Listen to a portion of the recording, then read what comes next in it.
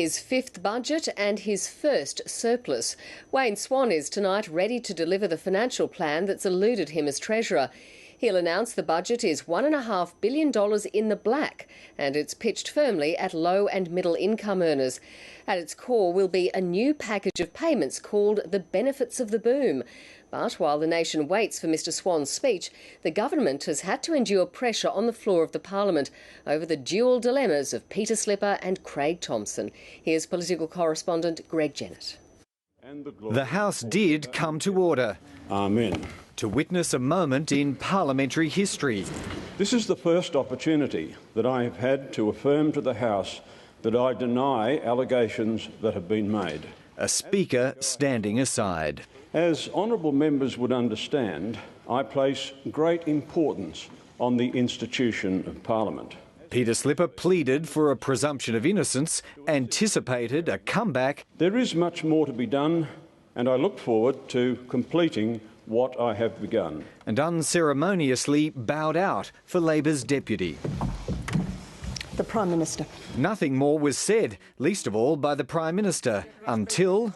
This is the most urgent matter before the House, because the integrity of the Parliament has been so damaged and traduced. There was no confidence motion, just a yearning for former Speaker Harry Jenkins to come back. Because the House of Representatives risks a crisis. The government's defence of Peter Slipper was limited. If every rumour about the behaviour of individuals is accepted as being absolutely correct and acted on, then it'll be a pretty empty chamber. Andrew Wilkie backed the opposition, but the tactic was doomed, falling short of the 76 votes it needed. The result of the decision is ayes 72, noes 72.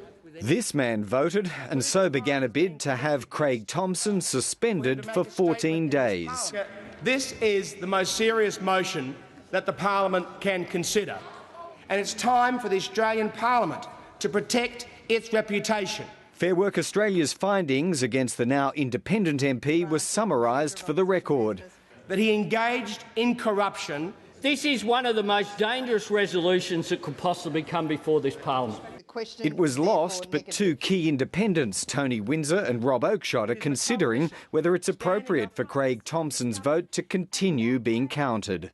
All of that left only 10 minutes for question time. Precious little for the government to promote the budget it's relying on to draw a line in the sand and try and turn its fortunes around. My budget song, mate, is Land of Hope and Dreams. The Treasurer's hopes rest on a new set of payments to low and middle income families. They're calling it a Benefits of the Boom package worth $3.6 billion.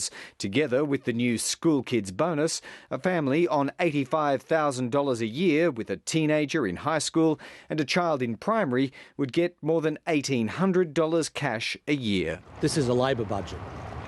It's a budget which goes into bat for the living standards of millions of Australians on low and middle incomes. And the surplus, $1.5 billion, climbing steadily to $5 billion over the next 3 years. Thanks, everyone. Out of the red, at least on paper. Greg Jennett, ABC News, Canberra.